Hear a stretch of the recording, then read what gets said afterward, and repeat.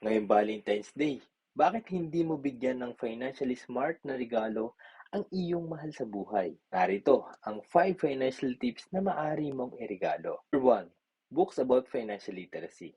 Magandang iregalo ang isang personal finance book tulad ng The Secret to Saving and Building Your Future para matuto kayo ng tamang money mindset. Number 2. Financial planning date.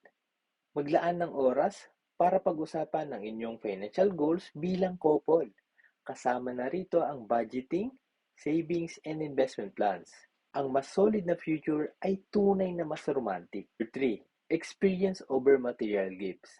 Imbes na mamahaling bagay, i-invest ang pera sa memorable experience tulad ng travel fund, staycation, o skill building workshops na magpapayaman sa inyong kaalaman at relasyon. Number 4, umattend sa financial literacy class.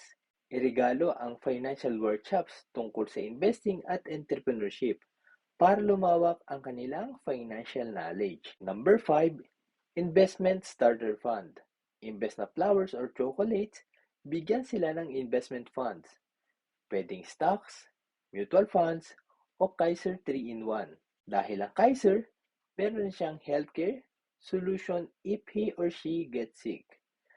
Meron ng kasamang life insurance para silbing proteksyon if he or she die too soon. At syempre may investment, ito ang solution if he or she live too long. Isang regalo na lumalaki ang halaga sa paglipas ng panahon. Pinakasweet na regalo ay hindi lang panandali ang saya, kundi pang matagal ang seguridad at kasaganahan.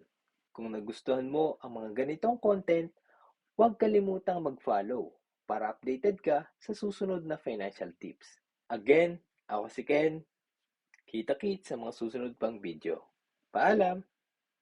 At syempre, ang mahiwagang shoutout natin ay para kay Sir John Dave from South Korea. Maraming salamat sa walang sawang pagsuporta.